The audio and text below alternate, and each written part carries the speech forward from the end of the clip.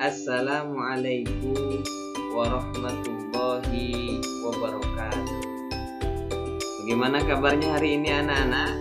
Semoga kalian dalam keadaan sehat-sehat semuanya. Alhamdulillah pada hari ini kita masih dipertemukan dalam pembelajaran daring. Kita hari ini akan melanjutkan pelajaran pendidikan Al-Islam kelas 4 bab kedua tentang akidah bagian pertama. Hari ini kita akan mendalami dan mempelajari tentang Asmaul Husna. Tentu pelajaran ini tidak asing bagi anak-anak semuanya. Mudah-mudahan bisa mendalami lagi dan bisa memahami lagi pembelajaran pada kesempatan. Baik anak-anak, sebelum kita mulai pelajaran kita pada hari ini, alangkah baiknya kita berdoa bersama-sama agar supaya Allah memberikan kepahaman kepada kita semuanya dengan mengucapkan basmalah bersama-sama. Bismillahirrahmanirrahim. Anak-anak yang soleh-soleha, untuk kompetensi pembelajaran yang harus kalian pahami dan yang harus kalian kuasai, yang pertama adalah setelah pembelajaran kali ini kalian bisa memahami Asmaul Husna, Al-Ahad, As-Somad, Al-Muqtadir, Al-Muqaddim, dan Al-Baqi. Ini yang pertama, memahami. Kemudian yang kedua, setelah kalian memahami, kalian dapat menghafal Asmaul Husna yang kita pelajari hari ini. Begitu kompetensi pembelajarannya, insya Allah kalian bisa meningkatkan kompetensi dalam pembelajaran. Kemudian anak-anak, kita hari ini akan mempelajari dan mendalami tentang Asmaul Husna. Kali ini kita akan mendalami 5 Asmaul Husna. Seperti yang telah kalian ketahui, Asmaul Husna artinya nama-nama yang indah bagi Allah Subhanahu wa Ta'ala. Jumlahnya yaitu ada 99 Asmaul Husna. Kali ini kita akan mempelajari 5 saja. Perhatikan baik-baik. Yang pertama adalah Al-Ahad, artinya Allah Maha Esa. Kemudian yang kedua As-Somad, artinya Allah tempat bergantung. Yang ketiga Al-Muqtadir, Allah Maha berkuasa. Yang keempat Al-Muqaddimu, artinya Allah Maha mendahulukan. Dan yang terakhir Al-Baqi, artinya Allah Maha kekal. Begitu anak-anak untuk Asmaul Husna yang akan kita pelajari dan akan kita dalami pada pembelajaran kali ini. Kemudian anak-anak yang soleh-soleha, apa artinya Al-Ahad itu? Bagaimana pengertiannya? Pak J jelaskan di sini. Al-Ahad artinya Allah Maha Esa. Maksudnya seperti apa? Maksudnya adalah Allah itu tunggal, Allah itu Esa, satu. Tidak ada Tuhan selain Allah, tidak ada sekutu baginya. Hanyalah Allah Subhanahu wa Ta'ala yang wajib kita sembah, yang tidak beranak dan tidak pula diperanakan. Tidak ada sesuatu pun yang bisa menyamai Allah. Nah, Allah itu pasti juga berbeda dengan kita, manusia, berbeda dengan hewan, berbeda dengan tumbuhan, malaikat, jin, dan setan. Karena manusia, hewan, tumbuhan adalah makhluk yang diciptakan oleh Allah Subhanahu wa Ta'ala. Kemudian mungkin ada yang bertanya, Pak Ji, kalau misalnya Allah itu lebih dari satu seperti apa? Kalau Allah lebih dari satu, kita bingung kepada siapa kita menyembahnya. Kepada siapa kita menyembahnya. Misalnya Allah itu ada 3, kita bingung nanti menyembahnya ke satu, kedua, atau ketiga. Nah makanya Allah itu Maha Esa, Allah itu Al-Ahad, supaya kita bisa menyembah kepada satu, yaitu Allah Subhanahu wa Ta'ala. Begitu anak-anak terkait dengan penjelasan Al-Ahad, Allah Maha Esa. Anak-anak, kita lanjutkan ke yang kedua, As-Samad, Allah tempat bergantung. Tempat bergantung siapa? Tempat bergantung makhluknya, kita manusia. Allah tempat memohon perlindungan dari segala bahaya. Allah tempat meminta segala keperluan, karena Allah Maha Mengampuni. Jika kita pun mempunyai keinginan, maka mintalah kepada Allah. Allah Subhanahu wa Ta'ala yaitu Maha mengabulkan, Maha dibutuhkan oleh makhluknya. Nah, sedangkan Allah Subhanahu wa Ta'ala tidak membutuhkan sesuatu atau tergantung kepada yang lain. Anak-anak yang baik, ketika kita mendapatkan kesulitan, mintalah kepada Allah. Ketika kita membutuhkan sesuatu, mintalah kepada Allah. Insya Allah ketika kita berdoa kepada Allah, niscaya Allah akan mengabulkan semua kebutuhan kita. Begitu anak-anak, bahwa As-Samad itu artinya Allah tempat bergantung.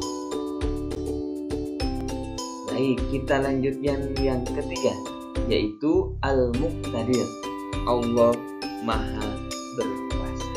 Artinya Allah itu yang menentukan sesuatu dengan caranya sendiri.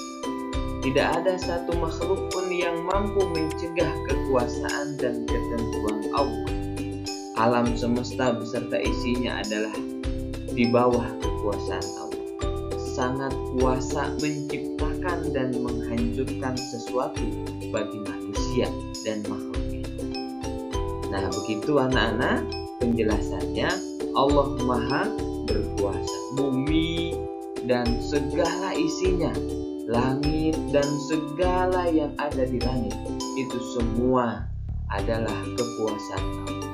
Jika Allah berkehendak hancurlah bumi dan hancurlah langit, tinggal bilang kun fayakun, maka jadilah bumi itu. Akan tetapi ketika Allah menginginkan kedamaian di muka bumi ini, maka Allah pun berkuasa. Maka ketika kita meyakini Allah Maha berkuasa, kita selaku makhluknya berhak mengimani, wajib mengimani bahwa Allah itu yang menentukan dan Maha berkuasa. Anak-anak yang soleh-solehah, kemudian yang keempat, Allah itu Maha mendahulukan. Sebelumnya nih, Pak J mau bertanya, ketika kalian sekolah daring maupun ketika kalian masuk sekolah secara offline, pernah nggak kalian di kelas itu? Di kelas itu kan ada berbagai macam jumlahnya, ada yang 20, ada yang dan di kelas itu pun ketika itu Pak J sering memperhatikan, ada anak yang ketika dijelaskan itu langsung paham, ada anak yang mungkin setelah Pak J jelaskan berkali-kali baru paham. Nah, maksudnya adalah itu adalah kekuasaan Allah. Itu adalah sifat Allah Al-Muqaddim. Allah Maha mendahulukan. Siapa yang pertama memahami pelajaran, siapa yang kemudian terakhir memahami pembelajaran. Bahwa Allah yang Maha mendahulukan sesuatu atas yang lainnya. Allah mempercepat dan mendahulukan sesuatu daripada yang lain. Maka daripada itu, ketika kalian memulai sesuatu, belajar, makan, ataupun aktivitas yang lainnya, maka berdoalah terlebih dahulu supaya Allah memberikan kemudahan, mempercepat dan mendahulukan kita untuk memahami segala sesuatu. Yang soleh-solehah, kemudian yang terakhir, yang kelima, Allah Maha Kekal. bermakna Allah tidak berakhir dan tidak pula ada kematian. Tidak mungkin Allah itu yang menciptakan makhluk itu mati atau meninggal. Allah itu akan ada selama-lamanya. Sedangkan alam jagat raya beserta isinya mengalami kerusakan dan kehancuran karena makhluk yang diciptakan Allah itu bersifat fana. Apa artinya fana? Fana artinya akan rusak, binasa, dan hancur. Langit, bumi, serta isinya akan hancur. Manusia, hewan, tumbuhan akan binasa. Manusia akan meninggal ketika waktu atau usianya sudah cukup. Maka dari itu, ketika kita meyakini Allah itu maha kekal, berarti Allah itu satu-satunya dan akan ada selama-lamanya. Anak-anak yang soleh-solehah, kemudian untuk evaluasi dan tugas. Nah, setelah kalian memahami 5 Asmaul Husna itu, harapannya kalian bisa memahami sedalam-dalamnya 5 Asmaul Husna tersebut. Kemudian untuk evaluasi dan tugas, yang pertama tugasnya adalah kalian setelah mendengarkan penjelasan ini dari Pak J, kalian membaca buku paket Al-Islam kelas 4 halaman 22 sampai 25 agar supaya kalian lebih mendalami lagi pemahamannya. Kemudian yang kedua, mengerjakan buku paket Al-Islam halaman 29 sampai 31 uji kompetensi Romawi 1 sampai Romawi 4. Ini tidak dikumpulkan, insya Allah Pak J akan bahas ketika Zoom meeting atau Google Meet. Insya Allah Pak J akan siapkan waktunya. Yang ketiga, ini juga yang lebih penting. Setelah pembelajaran kali ini, kalian harus menghafal 5 Asmaul Husna yang kita pelajari. Yang pertama Al-Ahad, As-Somad, Al-Muqtadir, Al-Muqaddim, dan yang terakhir Al-Ahad. Begitu evaluasi dan tugasnya. Kemudian anak-anak, Pak J cantumkan hadis riwayat Al-Bukhari. Sesungguhnya Allah mempunyai 99 nama, yaitu 100 kurang 1. Barang siapa yang menghafal akan masuk surga. Ini sebagai penyemangat kita untuk menghafalkan 99 Asmaul Husna. Baik, anak-anak yang soleh-solehah, mungkin itu yang bisa Pak J sampaikan dalam pembelajaran kali ini. Sampai jumpa di pelajaran yang selanjutnya. Tetap semangat belajarnya. Jangan lupa sholat 5 waktu.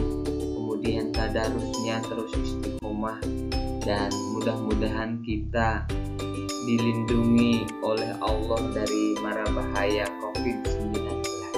Tetap jaga prokes 5M, memakai masker, menjauhi kerumunan, mencuci tangan, dan lain sebagainya.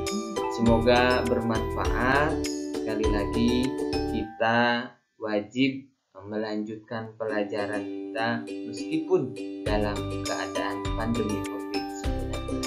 Mudah-mudahan ada manfaatnya. Kita akhiri pelajaran kita pada kesempatan kali ini dengan mengucapkan hamdalah bersama. Alhamdulillahirabbil alamin. Semoga bermanfaat. Kita ketemu di pembelajaran yang selanjutnya. Billahi fi sabilil haq wastabiqul khairat. Assalamualaikum warahmatullahi wabarakatuh. Kita ketemu dalam pembelajaran lain.